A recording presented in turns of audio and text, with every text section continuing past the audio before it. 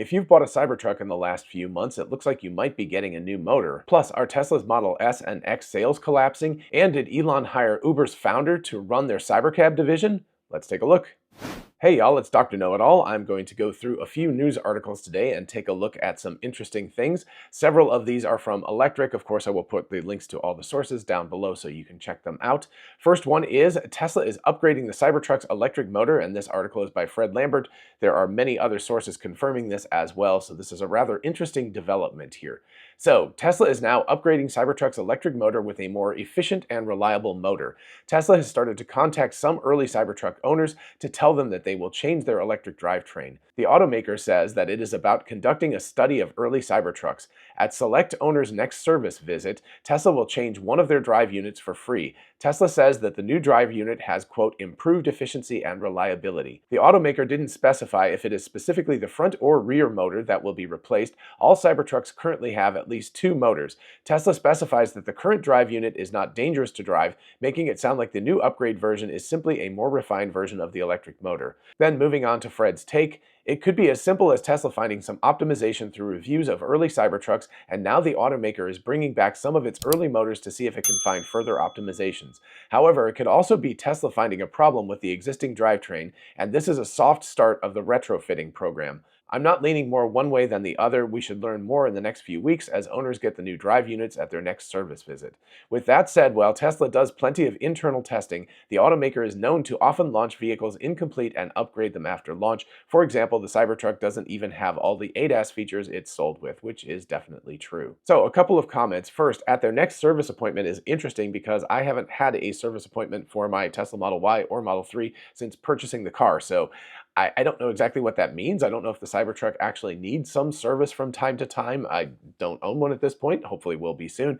But that is an interesting question, and I don't know the answer to that.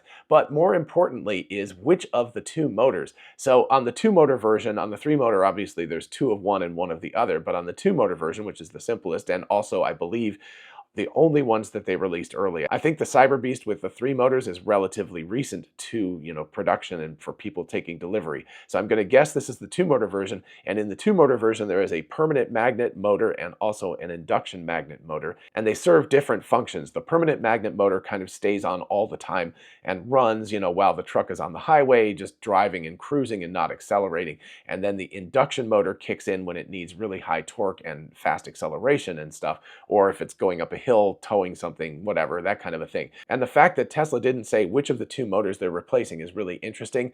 My personal guess would be if they're looking at efficiency optimization, that it's probably the permanent magnet motor because that's the one that's on all the time, and the other one can be cycled on or off as needed. So my guess is it's the permanent magnet motor, but of course I could be very, very wrong about that. Anyway, it'll be interesting as people start getting the new motors to see which one Tesla replaces, and therefore which of the types of motors they're looking to optimize. Next up, real quick, even though this isn't specifically Tesla, it's really cool. Electric NASCAR racer arrives at Chicago Street with 1,300 horsepower. I think it's actually 1,340, yeah. 1,340 horsepower of peak power, and NASCAR is actually doing sustainability efforts, NASCAR Impact. NASCAR is not exactly known for being a sustainable industry. You're burning a lot of gas to race these cars around these big tracks, so obviously that's a significant issue. This will be interesting to see what the future holds in terms of electric cars racing with gas cars on something like the NASCAR circuit. Other racing circuits have specifically EV-only events, and actually some even autonomous events now, but those are separated from gas cars. It's unclear whether NASCAR is going to integrate this in with gas cars or not. Seems like there would be an unfair advantage to a vehicle like this, because yes, while it would be heavier with the batteries and everything, and it might have to pit more often, it's going to have really, really great acceleration and everything. I don't know, I don't follow NASCAR enough, but I thought it was really interesting to make note of this, that even NASCAR, which is a very, very gas-centric petrol head kind of industry, is looking very hard at introducing electric vehicles into their circuit. More on that in a moment, but first, do you remember how awesome it was to eat cereal as a kid? I sure do, but as we grow up, we start to feel like we can't enjoy our food like that anymore. Well, today's sponsor, Magic Spoon, has something to say about that. Why not have that great taste, but in a no sugar, no gluten, low carb cereal? Magic Spoon has great flavors like cocoa, peanut butter, frosted, and my favorite, fruity. They have totally fun boxes too to help bring back that childhood Saturday morning feeling. And each serving has only 4 grams of net carbs, so it's keto friendly, 0 grams of sugar, which is great for my low sugar diet, and 14 grams of protein, which is more than 2 eggs worth of protein. And the best part is it's totally delicious. Not only do I and my wife, Miss Information, love it, but even our picky eater teenage son loves Magic Spoon. So we have a new cereal the whole family can enjoy. Click the link below to grab a variety pack and try it today, and be sure to use the promo code Dr. Know-It-All at checkout to get $5 off any order, or go to magicspoon.com/Dr. Know-It-All. And Magic Spoon is so confident in their product, it's backed with a 100% happiness guarantee. So if you don't like it for any reason, they'll refund your money, no questions asked. So be sure to click the link below or scan the QR code on the screen and use the code Dr. Know-It-All for $5 off, or go to magicspoon.com/Dr. Know-It-All to save $5 today. A big thanks to Magic Spoon for sponsoring this video and you for watching it, and now let's get back to it. Next up, and relatively hot off the press, car dealership guy said, so the rumor is that Elon hired Uber's founder Travis Kalanick to advise or potentially run Tesla's upcoming robotaxi division. Can you imagine? So that was a really interesting rumor for all of about 1 hour, and then Elon just wrote back and said false. So that apparently is not true. So sometimes there are grains of truth in all of this stuff, and when Elon says something, it means a little bit different, but in this case, he's just blanket saying false.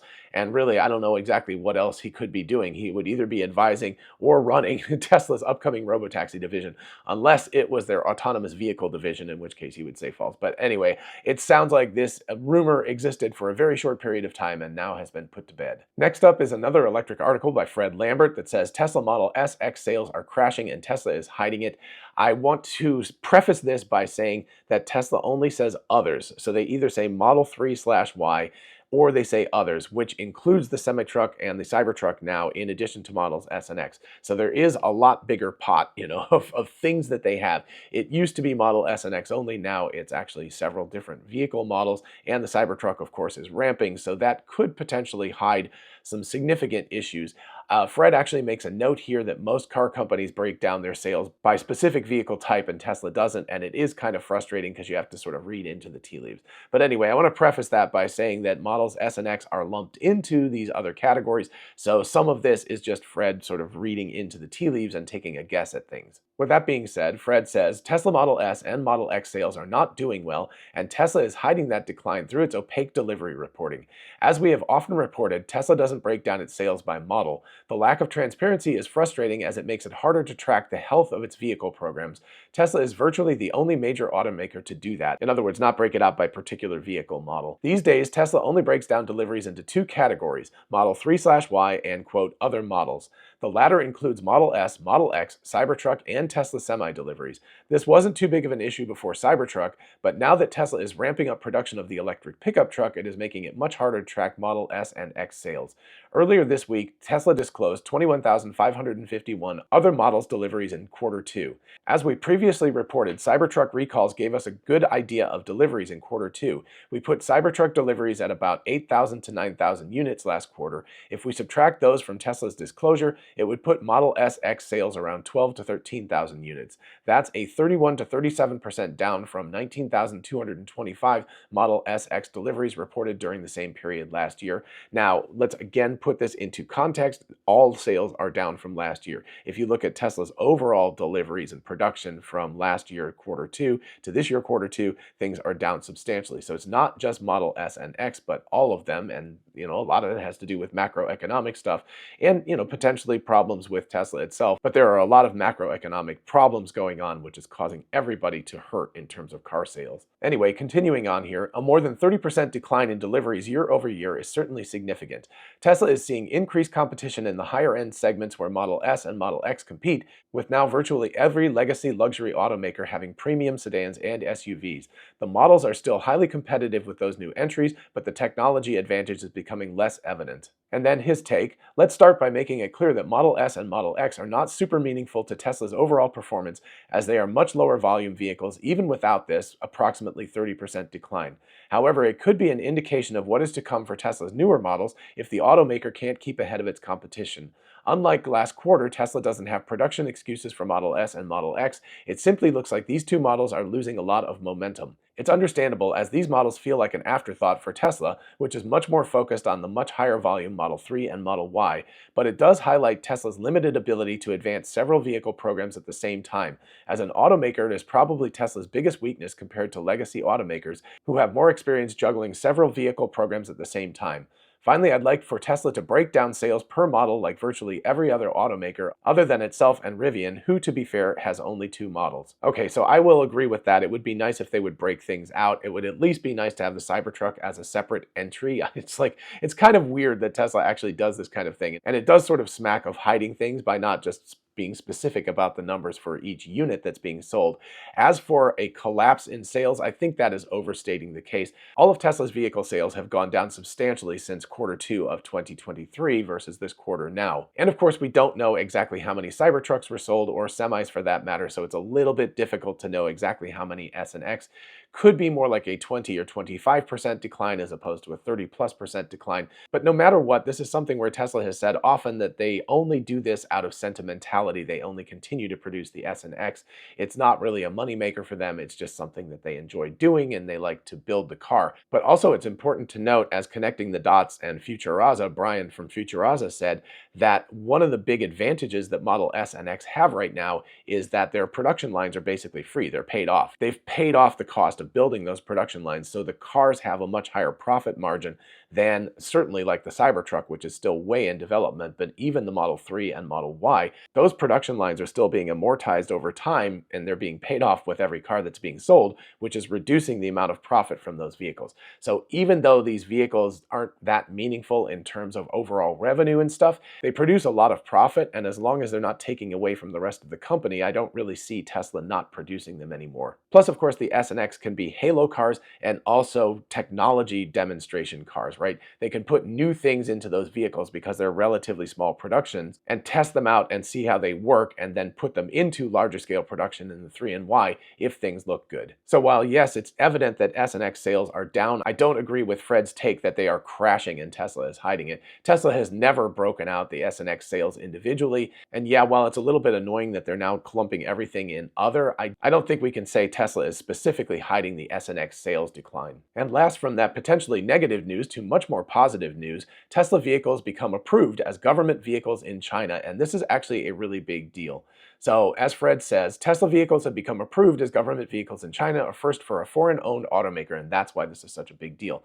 It could open the door for large government sales in the country. Over the last few months, Tesla has made a lot of progress in getting closer to the Chinese government.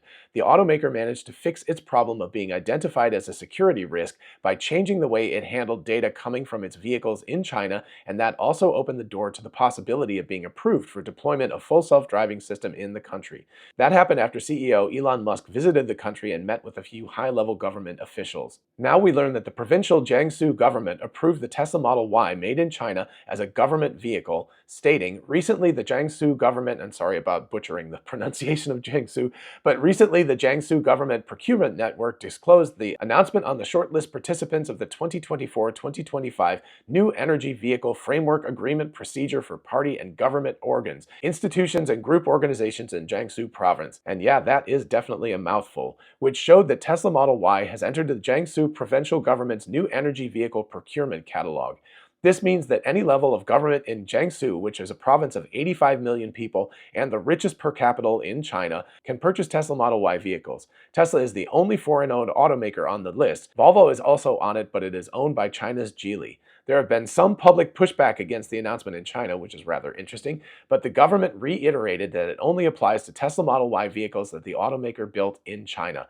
Tesla's Gigafactory in China is now the automaker's highest producing plant in the world. And Electric's take, this could open up Tesla to some large-scale government sales in China, but I think it also shows that Tesla is increasingly cozying up to the Chinese government, especially in the past few months.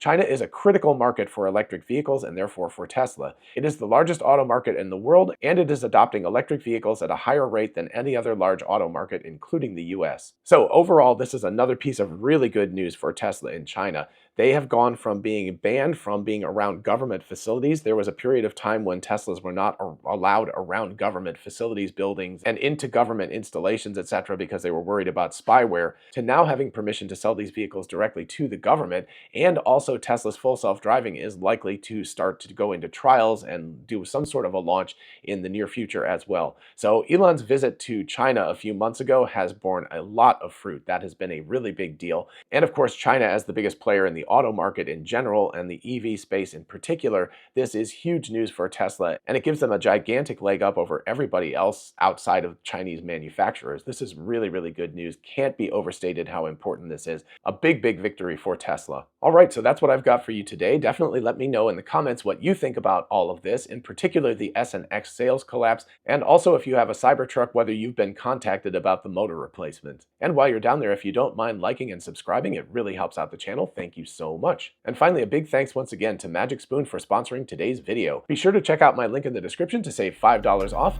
and I'll see you in the next one. Bye-bye.